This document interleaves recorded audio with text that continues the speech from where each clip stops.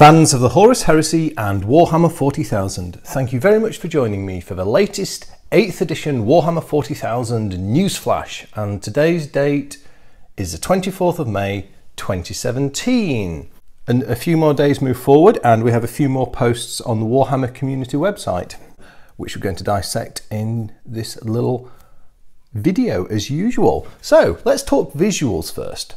After a near tsunami of comments demanding the return of the Eagles, well, I'm pleased to actually, for a limited time only, give us our corner Eagles back in all their former glory. Finally, they came back from the Ordo Malleus, so that's good. I've also done a little bit of theme recycling. You know, here we've got the red background from many videos back, and we do still have just a little bit of green down there. So yeah, I hope you like the visuals. Tomorrow, I've got an extra special treat, which, I mean, could possibly be unique in the history of Warhammer 40,000 YouTubing. So I'm very excited about this. Do watch out for my video tomorrow. That is going to be looking at the new Warhammer 40,000 starter set, Arc Millennium starter set, containing supersized Marines, smelly things of Nurgle, and a new rulebook. So I'll be talking about that. So yeah. Keep an eye out for that. You'll enjoy it.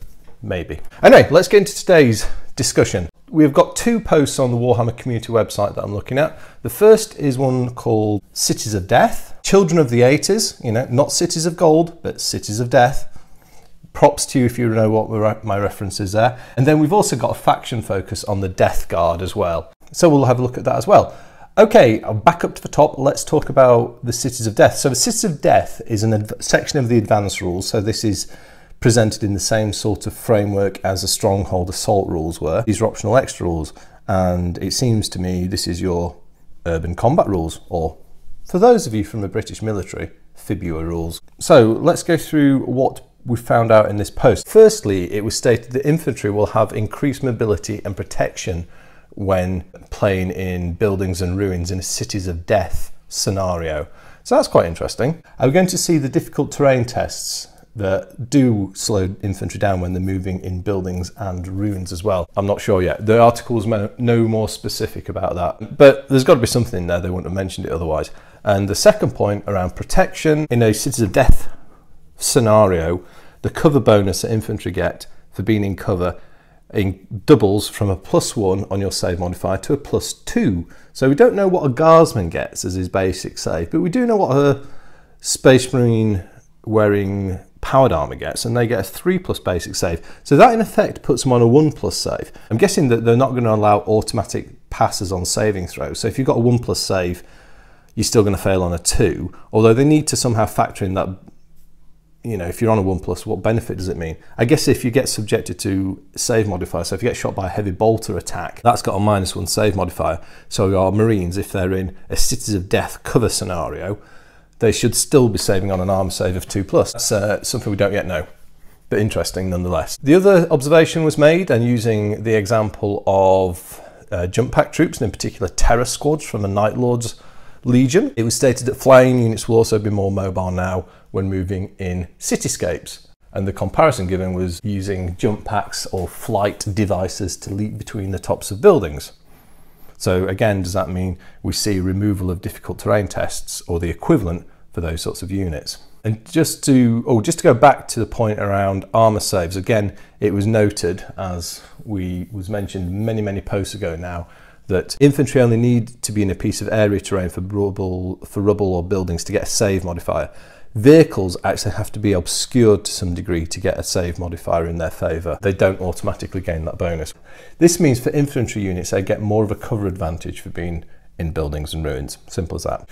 You know, that seems a good approximation to me. Good simulation of reality. Right, what's the next thing? So we did get an example of a counter though. So everything I've talked about so far is going to increase the lethality of infantry when in urban settings. I think there are going to be a few counters to that. I mean, we already know that flamer weapons are probably going to be automatic hits.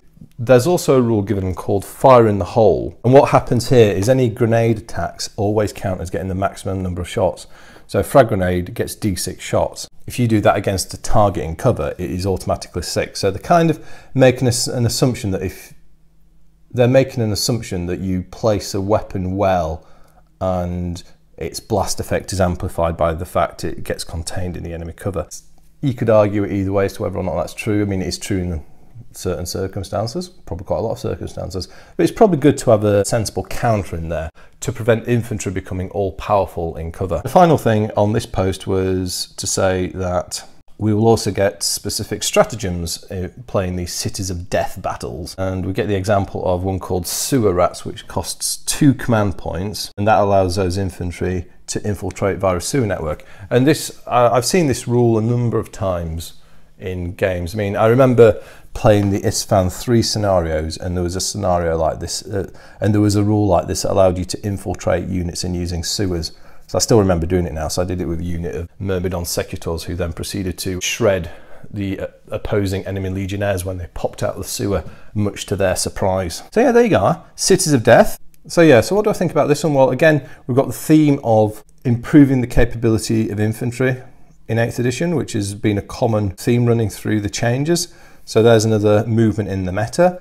This means that if you're defending, you're going to be rewarded for setting up your troops cleverly in cover, and there's also going to be added risk for abandoning your positions, I guess. As the attacker, this is going to press you to either employ specialist weaponry or force the assault, and I think it's really designed to do the latter, force the assault. Is that a realistic mechanic? Yeah, I think that's a pretty good one. Dug-in infantry are very hard to shift in range combat.